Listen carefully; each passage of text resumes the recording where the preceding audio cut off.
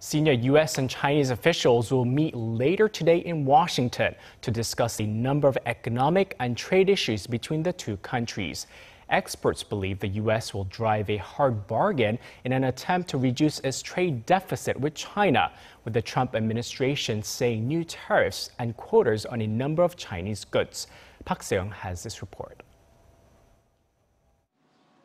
The first round of the U.S.-China Comprehensive Economic Dialogue will kick off on Wednesday in Washington, D.C. The discussions will be led by U.S. Treasury Secretary Steven Mnuchin and China's Vice Premier Wang Yang.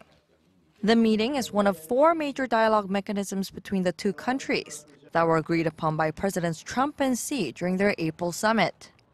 Commerce Secretary Wilbur Ross said on Tuesday the U.S. was looking to reduce its trade deficit and secure more commitments from China to open up its market to American goods.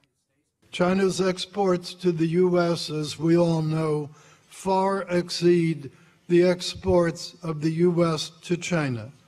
And the U.S. market has far fewer restrictions on Chinese investment than China has on U.S. investment. So therefore, it is time to rebalance our trade and investment relationship in a more fair, equitable, and reciprocal direction.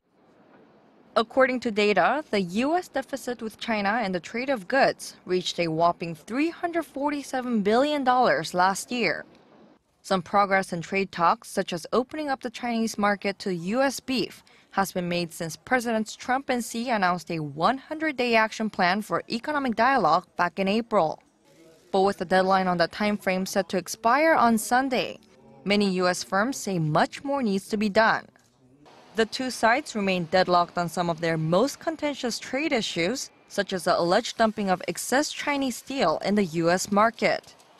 Further complicating talks is a shadow of North Korea's weapons developments, with tensions mounting between Washington and Beijing over China's perceived inability to rein in the isolated regime.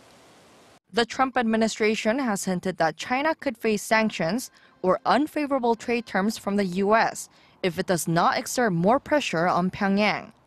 Park Se-young, Arirang News.